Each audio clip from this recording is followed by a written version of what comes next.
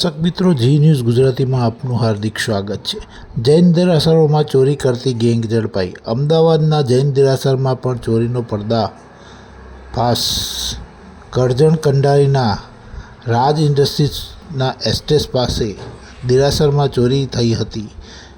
ચાંદીની મૂર્તિઓ, દાગીના સહિતના સામાનની ચોરી થઈ હતી. વડોદરા ગ્રામ્ય પોલીસ 5 આરોપીઓની ધરપકડ કરી કુલ 15,60,000નો મુદ્દામાલ કબજે કરાયો. રાહુલ મેડા, વિકેશ મેડા, અરવિંદ ભાભોર, હિરજી ભીલવાડ અને નિલેશ પંચાલની ધરપકડ કરવામાં આવી છે.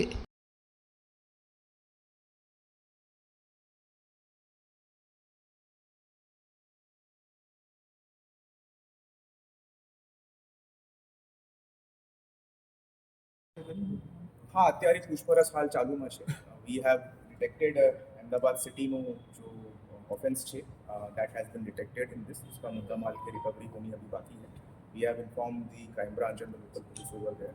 અને અમે ઉમ્મીદ છે કે ભાઈ આની અંદર વધારેની રિકવરી બીજા ગુનાઓની થશે. Thanks a lot.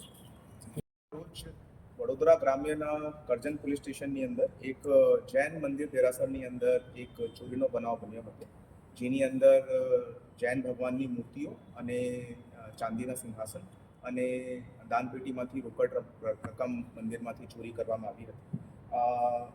વડોદરા ગ્રામ્ય એલસીબી અને કરજણ પોલીસની સંયુક્ત કામગીરી સાથે આ ડિટેક્શનની અંદર એસઓજીની ટીમ પણ સામેલ હતી અને એમના દ્વારા આ મંદિર ચોરીનો ભેદ ખીલીને ટોટલ 5 આરોપીઓની ધરપકડ કરવામાં આવી છે, જેની અંદર રાહુલ લાલચંદ મેડા, રહેવાસી નાંદરલેવ, દાહોદ જિલ્લા, વિકેશ વનજી મેડા, અરવિંદ ખુમાનસિંહ ભાભોર, હિરજી રમાભાઈ ભીલવાડ અને નિલેશ શાંતિલાલ પંચાલ, આ 5 લોકોની ધરપકડ કરી છે. જેની અંદર જો 5મો આરોપી છે તે નિલેશ શાંતિલાલ પંચાલ આ ચોરી થયેલ મુદ્દામાલના રિસીવર તરીકેની અટક કરવામાં આવી છે. ટોટલ ગયેલ મુદ્દામાલ પૈકી પોલીસ દ્વારા ટોટલ 3 મૂર્તિઓમાંથી એક પંચધાતુની ભગવાનની મૂર્તિ પૂરેપૂરી રીતે રિકવર કરવામાં આવી છે.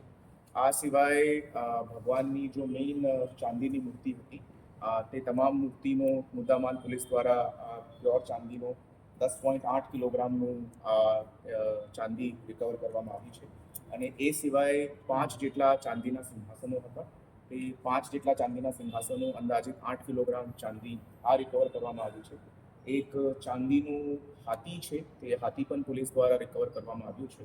અને રોકડ રકમ પૈકી 1.3 લાખ રૂપીસના નગદ પૈસા પોલીસ દ્વારા રિકવર કરવામાં આવ્યા છે. આ ગેંગ મોટાભાગે સ્ટેટની અંદર જૈન મંદિરોને ટાર્ગેટ કરતી હતી અને આ ગુના સિવાય 8મા મહિનાની અંદર અમદાવાદ સિટીની અંદર પણ બીજી એક જૈન દેરાસરની અંદર એમના દ્વારા ચોરી કરવામાં આવી હતી. તે ચોરીનું પણ ડિટેક્શન પોલીસ દ્વારા કરવામાં આવ્યું છે. મોટાભાગે ગયેલ મુદ્દામાલની અંદર અરાઉન્ડ 90% જેટલી રિકવરી પોલીસ દ્વારા કરવામાં આવી છે. એક જો ભગવાનની સ્ટોનની મૂર્તિ છે તે બાબતે પોલીસે લીડ્સ મળી છે. તે દાહોદની અંદર એની પણ શોધખોળ હાલ ચાલુ છે. સાહેબ, કેટલાની કુલ ચોરી થઈને કેટલાનો મુદ્દામાલ બધું થઈને રિકવર થયું છે?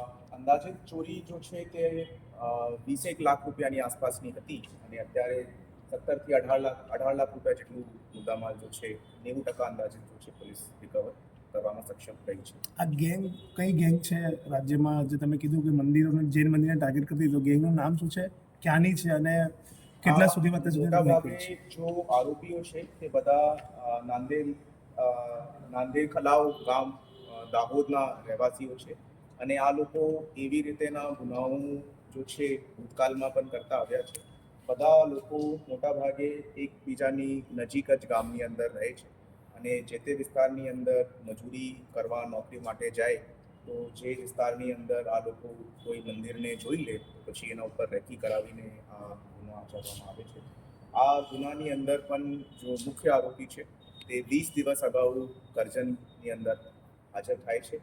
એક સાઇટ ઉપર મજૂર તરીકે નોકરી કરવાનું ચાલુ કરે છે અને 20 દિવસથી આ મંદિરની રેકી કરતા પછી પોતાના આરોપીઓને દાહોદથી બાય ટ્રેન ગુના આચરવા રાતોરાત આ ચોરી કરીને એ લોકો ત્યાંથી નાસી જાય છે. આપણે આ લોકો સુધી કેવી રીતે પહોંચ્યા? આની અંદર છે મોટાભાગે પોલીસે ટેકનિકલ સોર્સિસથી બહુ વધારે મહેનત થઈ છે અને tower dump data, CCTV data અને ડોગ સ્ક્વોડ અને ફિંગરપ્રિન્ટ આ તમામનો ઉપયોગ જો છે તે યુઝ કરવામાં આવ્યું છે.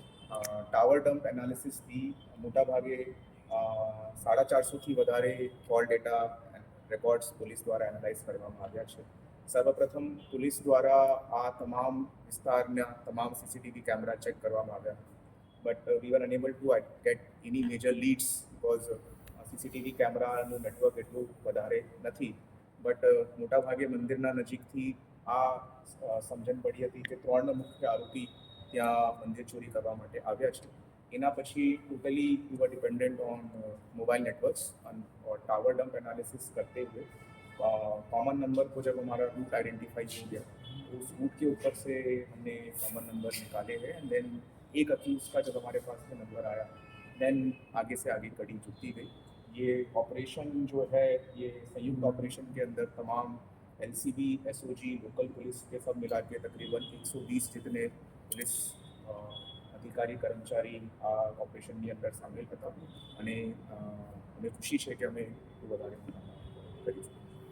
સાહેબ, આ જે રિસીવર છે નીતિન પંચાલ, જે તમે નામ કીધું નિલેશ પંચાલ, એનો રોલ શું છે? કઈ રીતે આ લોકો પાસેથી માલ ખરીદતો હતો, કઈ કન્ડિશન્સ રાખતા હતા? આ ગેંગનું જો પણ ચોરીનો મુદ્દામાલ હોય છે તે મુદ્દામાલ રિસીવ કરીને એને પીગલાવીને આગળ વેચવાની આ કામગીરી કરતો હતો. રૂટીનની અંદર આ લોકો સાથે આવી રીતેના મુદ્દામાલ રિસીવ કરવાના કારણે આ આરોપીઓને ફર્ધર ચોરી કરવાની પ્રેરણા મળતી હોય છે અને કાયદાની મુજબ અમને અગેન્સ્ટ પણ રિસીવર તરીકે અમને આગળની કાર્યવાહી કરાવી. નામ આપ્યો એટલા દિવસ દુઃખમાં ગયા છે આખા સમાજના. સાહેબ, પેલી કહેવત છે ને કે ભગવાન વગર ભક્ત અધૂરો છે. સમાજ ખૂબ જ વ્યથિત હતો. એ મૂર્તિ જે હતી એ પ્રતિષ્ઠિત મૂર્તિ હતી. આજે આપણે ઘરમાં એક બાળકને પણ રાખીએ છીએ તો એક 2 મહિના 4 મહિનામાં એની સાથે એક અનોખો એક સંબંધ બંધાઈ જાય છે. તો આ તો 3 લોકના નાથ ભગવાન હતા અમારા, તો એની સાથેની લાગણી કદાચ તમે સમજી શકશો. આરોપી પકડાઈ ગયા છે. આરોપી પકડાઈ ગયા છે. જૈન સમાજને આજે ખબર પડી, ખૂબ જ ખુશીનો માહોલ છે. ભગવાનના ઘરે દેર છે પણ અંધેર નથી એ સાબિત થઈ ગયું છે. અને સમગ્ર દિગંબર જૈન સમાજ વતી હું પોલીસ ટીમનો આભાર પ્રકટ કરું છું. જૈન સમાજ સદૈવ એમની ઋણી રહેશે. તેમજ સમગ્ર મીડિયાનો પણ અમે આભાર વ્યક્ત કરીએ છીએ, કેમ કે મીડિયાએ પણ ખૂબ જ મહેનત કરી છે. મીડિયાએ પણ આ સમાચાર દૂર દૂર સુધી બધી જગ્યાએ ફેલાવ્યા છે. એની પણ ઇફેક્ટ જોવા મળી રહી છે. અચ્છા, એજી એક મૂર્તિ દાદાની મળી નથી રહી. અમે એ અમારી માટે ખરેખર ખૂબ જ દુઃખદ સમાચાર છે કે અમારા જે મૂળ નાયક હતા આદિનાથ ભગવાનની મૂર્તિ એ લોકોએ પીગળાવી દીધી છે. ખરેખર એ અમારી માટે દુઃખદ સમાચાર છે. એક મૂર્તિ તળાવમાં નાખી છે એ પણ પોલીસ કહે છે. એ કઈ મૂર્તિ? હા, તો એ એકચ્યુઅલી અમારી 3 મૂર્તિઓ ચોરી થઈ હતી. એક ચાંદીની હતી, એક મૂંગાની હતી અને એક પંચધાતુની હતી.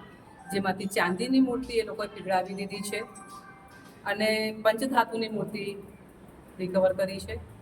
કદાચ જે તળાવમાં નાખી દીધી છે એ મૂંગાની મૂર્તિ જ હશે. મમતા શાહ.